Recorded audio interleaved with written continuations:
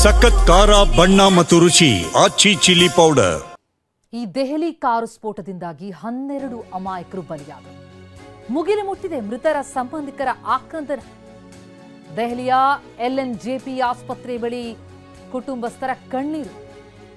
ಉತ್ತರ ಪ್ರದೇಶದ ಶ್ರವಸ್ತಿ ಗ್ರಾಮದ ವ್ಯಕ್ತಿ ಮೃತಪಟ್ಟಿದ್ದಾರೆ. ದಿನೇಶ್ ಮಿಶ್ರಾ ಅನ್ನೋರು ಈ ಸ್ಫೋಟದಲ್ಲಿ ಅಸುನೀಗಿದ್ದಾರೆ. ದಿನೇಶ್ ಮಿಶ್ರಾ ಕುಟುಂಬ ಕಣ್ಣೀರು ಹಾಕ್ತಾ ಇದೆ. ಅಮ್ರೋಹಾದ ಅಶೋಕ್ ಕೂಡ ಈ ಸ್ಫೋಟಕ್ಕೆ ಬಲಿಯಾಗಿದ್ದು, ಅಶೋಕ್ ನಿವಾಸದಲ್ಲೂ ಕೂಡ ಆಕ್ರಂದನ ಮುಗಿಲು ಮುಟ್ಟಿದೆ. ಈವರೆಗೆ 12 ಮಂದಿ ಈ ಸ್ಫೋಟದಲ್ಲಿ ಬಲಿಯಾದದ್ದು. ತಮ್ಮಷ್ಟಕ್ಕೆ ತಾವು ಮನೆಗೋ ಕೆಲಸಕ್ಕೋ ತೆರಳುತ್ತಾ ಇದ್ದಂತ ಸಂದರ್ಭದಲ್ಲಿ ಇದ್ದಕ್ಕಿದ್ದಂತೆ ಪಕ್ಕದಲ್ಲಿದ್ದ ಕಾರು ಸ್ಫೋಟಗೊಳ್ಳುತ್ತೆ, ಇವರ ಜೀವ ಬಲಿ ಪಡೆಯುತ್ತೆ ಅಂತಂದ್ರೆ ಆ ಕುಟುಂಬಕ್ಕೆ ಹೇಗಾಗಬೇಡ. 12 ಜನ ಕೆಂಪುಕೋಟೆ ಬಳಿ ಸಂಭವಿಸಿದ ಕಾರು ಸ್ಫೋಟಕ್ಕೆ ಬಲಿಯಾಗಿದ್ದಾರೆ. ದೇಹಗಳು ಚೆಲ್ಲಾಪಿಲ್ಲಿಯಾಗಿ ಬಿದ್ದಿದ್ದು. ಒಂದು ಕಡೆ ಚಾಂದಿನಿ ಚೌಕ್, ಇತ್ತ ಮೆಟ್ರೋ ಸ್ಟೇಷನ್, ಎದುರಿನಲ್ಲೇ ಕೆಂಪುಕೋಟೆ ಅಂತ ಜಂಕ್ಷನ್ ಅದು ಆ ಸ್ಫೋಟ ಸಂಭವಿಸಿದಂತಹ ಜಾಗ. ದೆಹಲಿ ಸ್ಫೋಟದಲ್ಲಿ ಮೃತಪಟ್ಟಂತವರ ದುರಂತ ಕತೆಗಿಲಿದೆ. ಬಿಹಾರದ ಪಂಕಜ್ ಸೈನಿ ಸ್ಫೋಟಕ್ಕೆ ಬಲಿಯಾದದ್ದು. ಪ್ರಯಾಣಿಕರನ್ನ ಡ್ರಾಪ್ ಮಾಡಿದ್ರು ಪಂಕಜ್ ಸೈನಿ. ಪಂಕಜ್ ಸೈನಿಯವರ ದುಡಿಮೆಯೇನೆ ಆ ಕುಟುಂಬ ನಂಬಿಕೊಂಡಿತ್ತು. ಒಬ್ಬೊಬ್ಬರದ್ದು ಒಂದೊಂದು ಕತೆ. ಯಾರದ್ದೋ ದುಷ್ಕೃತ್ಯಕ್ಕೆ ಈ ದೊಡ್ಡ ಸ್ಫೋಟ 12 ಮಂದಿಯ ಬಲಿ ಪಡೆದಿದೆ. ಬಲಿಯಾದವರದ್ದು ಒಬ್ಬೊಬ್ಬರದ್ದು ಒಂದೊಂದು ಕತೆ. ಕಂಡಕ್ಟರ್ ಆಗಿ ಕೆಲಸ ಮಾಡ್ತಾ ಇದ್ದಂತಹ ಅಶೋಕ್ ಕೂಡ ಈ ಸ್ಫೋಟಕ್ಕೆ ಬಲಿಯಾಗಿದ್ದಾರೆ.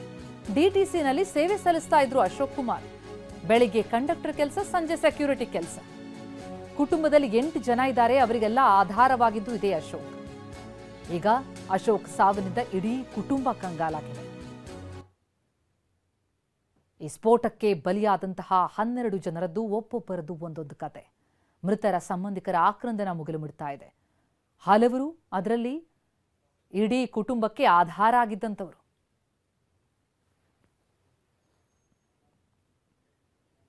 ಇನ್ನು ಈ ಭೀಕರ ಸ್ಫೋಟಕ್ಕೆ ಸಾಕ್ಷಿಯಾಯಿತು ಜೈನ ಮಂದಿರ. ಜೈನ ಮಂದಿರದ ಕಚೇರಿಯ ಗಾಜುಗಳು ಕೂಡ ಪುಡಿಪುಡಿಯಾಗಿದೆ. ಸ್ಫೋಟದ ತೀವ್ರತೆ ಅಷ್ಟಿತ್ತು. ಟೇಬಲ್, ಚೇರ್ ಮೇಲೆಲ್ಲ ಕಿಟಕಿ ಗಾಜು ಒಡೆದಿರೋದು ಬಿದ್ದಿದೆ. ಸ್ಫೋಟದ ವೇಳೆ ಕಚೇರಿಯಲ್ಲಿ ಇದ್ರು ಪ್ರದೀಪ್. ಮೊದಲು ಗ್ಯಾಸ್ ಸಿಲಿಂಡರ್ ಏನೋ ಸ್ಫೋಟ ಆಗಿರ್ಬೋದು ಅಂತ ಅಂದ್ಕೊಂಡೆ. ಆದರೆ ಹೊರಗೆ ಬಂದು ನೋಡಿದ್ರೆ ಜನ ಓಡ್ತಾ ಇದ್ರು. ಜನ ರಿಕ್ಷಾ ಸ್ಫೋಟಗೊಂಡಿದೆ ಅಂತ ಹೇಳ್ತಾ ಇದ್ರು. ಇನ್ನು ಕೆಲವರು ಕಾರಿನ CNG ಟ್ಯಾಂಕ್ ಸ್ಫೋಟಗೊಂಡು ಅಂತ ಇದ್ರು. ಲಾಲ್ ಮಂದಿರದಲ್ಲೂ ಅಷ್ಟೇ ಗಾಜುಗಳು ಒಡೆದಿವೆ. ಕಾರಿನ ಬಿಡಿಭಾಗ ಮಂದಿರದ ಒಳಗೂ ಬಿದ್ದಿದೆ. ಹೀಗಂತ ಸ್ಫೋಟದ ತೀವ್ರತೆಯನ್ನ ಮಂದಿರದ ಸಿಬ್ಬಂದಿ ವಿವರಿಸಿದ್ದಾರೆ. जब ये ब्लास्ट हुआ उस टाइम मैं अपने ऑफिस में ही काम कर रहा था, तो ब्लास्ट की वजह से मेरा शीशा टूटा. तो मैंने सोचा कि हो सकता कि आप देख रहे हो शीशे के पार भी एक रूम है, तो मैंने कि उसमें शायद गैस बन गई, उसकी वजह से ये शीशा टूट गया है. शीशा काफ़ी मोटा था. तो जब मैं अपने रूम की तरफ उसके दूसरी तरफ देखा कि भाई इसमें कैसे ब्लास्ट हुआ, तो जब तक मेरी नज़र बाहर पड़ी तो बाहर बहुत तेज़ भगदड़ मच रही थी. तो मैं बाहर, हमने लोगों से पूछा भाई क्या हुआ, तो लोग बोले कि रोड पे जो है कोई रिक्शा फटा है, या बैटरी वाला रिक्शा फटा है, या CNG कार का कोई टैंक फट गया गैस वाला, तो इसका धमाका है. तो लोग उधर से भाग भाग के आ रहे थे, तो परेशान होते. तो मेरे पास भाई पानी का एक कंटेनर रखा है, मैंने बाहर रख दिया. हमने कि इन लोगों को पिलाओ और भेजो यहाँ से. उसके बाद मैंने अपना ऑफिस बढ़ाया, क्योंकि बहुत ज़्यादा परेशानी होने लगी थी. भीड़ भी ज़्यादा थी और पुलिस का भी बहुत घेराव हो गया था. तो मैं अपना ऑफिस बंद करके लाल मंदिर के परिसर में चला गया. तो मैंने वहाँ जाके देखा कि मानव अंग उसमें भी पड़े हुए थे लाल मंदिर के अंदर. और जो गाड़ी ब्लास्ट हुई थी उसका जो एक्सल वैक्सल टूट के जो गाड़ियों के पार्ट्स होते वो भी मंदिर के अंदर पड़े हुए थे. तो और मंदिर के अंदर भी नुकसान हुआ. जैसे मेरा शीशा टूटा उसमें लाल मंदिर में भी.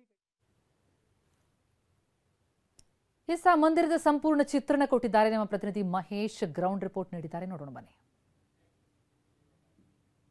ಸಾಕಷ್ಟು ಒಂದು ಬೆಚ್ಚಿ ಬೀಳಿಸಿದೆ ಅಂತ ಹೇಳ್ಬೋದು. ಇಡೀ ದೇಶಕ್ಕೆ ಒಂದು ಆತಂಕ ಮೂಡಿಸಿದೆ ಅಂತ ಹೇಳಿದೆ. ಯಾಕಂದ್ರೆ ಸಣ್ಣ ಪುಟ್ಟ ಘಟನೆ ಅಲ್ಲ ಅಂತ ಹೇಳ್ಬೋದು. ಏಕಾಏಕಿ 9 ಜನರು ಸಾವನ್ನಪ್ಪಿರುವಂಥದ್ದು. ಆ ಒಂದು ಸಂದರ್ಭದಲ್ಲಿ ಕಾರ್ ಬ್ಲಾಸ್ಟ್ ಆದಂತಹ ಸಂದರ್ಭದಲ್ಲಿ ಅಕ್ಕಪಕ್ಕ ವಾಹನಗಳು ಮತ್ತೆ ಅಂಗಡಿಗಳು ಕೂಡ ಹಾನಿಯಾಗಿರುವಂಥದ್ದು. ನಾವೀಗ ಘಟನಾ ಸ್ಥಳದಲ್ಲಿ ಇರುವಂಥದ್ದು ನೋಡಬಹುದಾಗಿದೆ. ಏನು ಕೆಂಪು ಕೋಟೆ ಬಳಿ ಇರುವಂತಹ ಒಂದು ಸಿಗ್ನಲ್ ಅಲ್ಲಿ ಒಂದು ಘಟನೆ ನಡೆದಿತ್ತು. ಆ ಒಂದು ಸ್ಥಳದಲ್ಲಿ ನಾವು ಇರುವಂಥದ್ದು. ಪ್ರಮುಖವಾಗಿ ಸಾವಿರಾರು ಜನರು ಇಲ್ಲಿ ಓಡಾಟ ಮಾಡ್ತಾ ಇರ್ತಾರೆ. ಈ ಒಂದು ನಿಟ್ಟಿನಲ್ಲಿ ಒಂದು ಬ್ಲಾಸ್ಟ್ ಆದಂತಹ ಸಂದರ್ಭದಲ್ಲಿ ಈಗ ಓಡಿ ಹೋಗುವಂತಹ ಸಂದರ್ಭ ಕೂಡ ನಾವು ನೋಡಬಹುದಾಗಿದೆ. ವಿಜುವಲ್ ಅಲ್ಲಿ ಸಾಕಷ್ಟು ಕೂಡ ನೋಡಿರುವಂಥದ್ದು. ಯಾಕಂದ್ರೆ ಇಲ್ಲಿ ಏನು ಮೆಟ್ರೋ ಸ್ಟೇಷನ್ ಆಗಿರ್ಬೋದು ಮತ್ತೆ ಬೇರೆ ಬೇರೆ ಒಂದು ಚಾಂದಿನಿ ಚೌಕ್ ವ್ಯಾಪಾರದ ಒಂದು ಸಂಕೀರ್ಣ ಕೂಡ ಇರುವಂಥದ್ದು. ಈ ನೆಲೆಯಲ್ಲಿ ಅಲ್ಲಿಗೆ ಸಾವಿರಾರು ಜನಸಂಖ್ಯೆಯಲ್ಲಿ ಒಂದು ಏನು ವ್ಯಾಪಾರಸ್ಥರು ಕೂಡ ಬರ್ತಾರೆ. ಈ ನೆಲೆಯಲ್ಲಿ ಬೇರೆ ಬೇರೆ ಒಂದು ಪ್ರಕರಣದ ಸಂದರ್ಭದಲ್ಲಿ ಈಗ ತನಿಖೆ ಕೂಡ ಏನು ಆಯಾಮಗಳಲ್ಲಿ ನಡೀತಾ ಇರುವಂಥದ್ದು. ಮತ್ತೆ ಪಕ್ಕದಲ್ಲಿ ಒಂದು ಜೈನ ಮಂದಿರ ಕೂಡ ಇರುವಂಥದ್ದು. ಇದರ ಹಿಂದೆ ಇನ್ನು ಹಿಂದೂ ದೇವಾಲಯ ಕೂಡ ಇರುವಂಥದ್ದು. ಜೈನ ಮಂದಿರಕ್ಕೂ ಕೂಡ ಪ್ರತಿನಿತ್ಯ ಭಕ್ತರು ಕೂಡ ಬಂದು ಹೋಗ್ತಾ ಇರ್ತಾರೆ. ಸಾಕಷ್ಟು ರೀತಿಯಲ್ಲಿ ಇಲ್ಲಿ ದೆಹಲಿಯ ಕೆಂಪು ಕೋಟೆ ಆದಂತಹ ಸಂದರ್ಭದಲ್ಲಿ ಆಗಿರೋದ್ರಿಂದ ಏನು ಮುಂಜಾಗ್ರತಾ ಕ್ರಮವಾಗಿ ಪ್ರತಿನಿತ್ಯ ಒಂದು ಬಂದೋಬಸ್ತ್ ವ್ಯವಸ್ಥೆ ಕೂಡ ಇರ್ತದೆ. ಈ ಬಂದೋಬಸ್ತ್ ವ್ಯವಸ್ಥೆಯನ್ನ ಮೀರಿ ಬಂದು ಕಾರನ್ನ ಬ್ಲಾಸ್ಟ್ ಮಾಡಿರುವಂಥದ್ದು ಕೂಡ ಸಾಕಷ್ಟು ಅನುಮಾನಗಳಿಗೆ ಮೂಡ್ತಾ ಇರುವಂಥದ್ದು. ಯಾಕಂದ್ರೆ ಆ ಒಂದು ಕಾರ್ ಏನಿದೆ ಮಧ್ಯಾಹ್ನ 3 ಗಂಟೆ ಸುಮಾರಿಗೆ ಬರ್ತದೆ. 3-3:15 ಸುಮಾರಿಗೆ ಬಂದಂತ ಈ ಒಂದು ಕಾರು ಸರಿಸುಮಾರು 3 ಗಂಟೆಗಳ ಕಾಲ ಪಾರ್ಕಿಂಗ್ ನಲ್ಲೇ ನಿಲ್ಲುವಂಥದ್ದು. ಅಂದ್ರೆ ಒಂದು ಏನು ಮಸೀದಿ ಇದೆ ಆ ಮಸೀದಿ ಪಾರ್ಕಿಂಗ್ ನಲ್ಲಿ ಇರ್ತದೆ. ಅಲ್ಲಿಂದ ನೇರವಾಗಿ ಬಂದು ಈ ಒಂದು ಸ್ಥಳದಲ್ಲೇ ಬ್ಲಾಸ್ಟ್ ಮಾಡುವಂತ ಪ್ರಯತ್ನ ಕೂಡ ಮಾಡ್ತಾರೆ.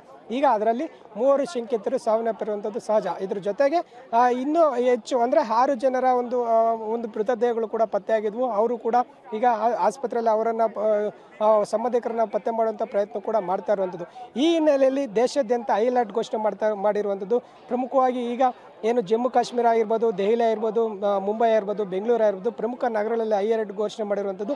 ಸಾಕಷ್ಟು ತಪಾಸಣೆ ಕೂಡ ಮಾಡ್ತಾ ಇರುವಂಥದ್ದು. ಮುಂಜಾಗ್ರತಾ ಕ್ರಮವಾಗಿ ವಿಮಾನ ನಿಲ್ದಾಣಗಳು, ರೈಲ್ವೆ ನಿಲ್ದಾಣಗಳು ಬೇರೆ ಬೇರೆ ಅಂದರೆ ಈಗ BSF ಗಡಿ ಭಾಗದಲ್ಲೂ ಕೂಡ ಹದ್ದಿನ ಕಣ್ಣನ್ನು ಇಟ್ಟಿರುವಂಥದ್ದು. ಯಾಕಂದರೆ ಈ ಒಂದು ಕೃತ್ಯವನ್ನು ಮಾಡಬೇಕಾದಂಥ ಸಂದರ್ಭದಲ್ಲಿ ಏನು ಜನರು ಪ್ಯಾನಿಕ್ ಆಗುವಂಥದ್ದು ಸಹಜ. ಜನರು ಎಲ್ಲೋ ಒಂದು ಕಡೆ ಪ್ಯಾನಿಕ್ ಆದಂಥ ಸಂದರ್ಭದಲ್ಲಿ ಈ ಒಂದು ಕೇಂದ್ರ ಸರ್ಕಾರ ಅಲರ್ಟ್ ಕೂಡ ಮಾಡಿರುವಂಥದ್ದು.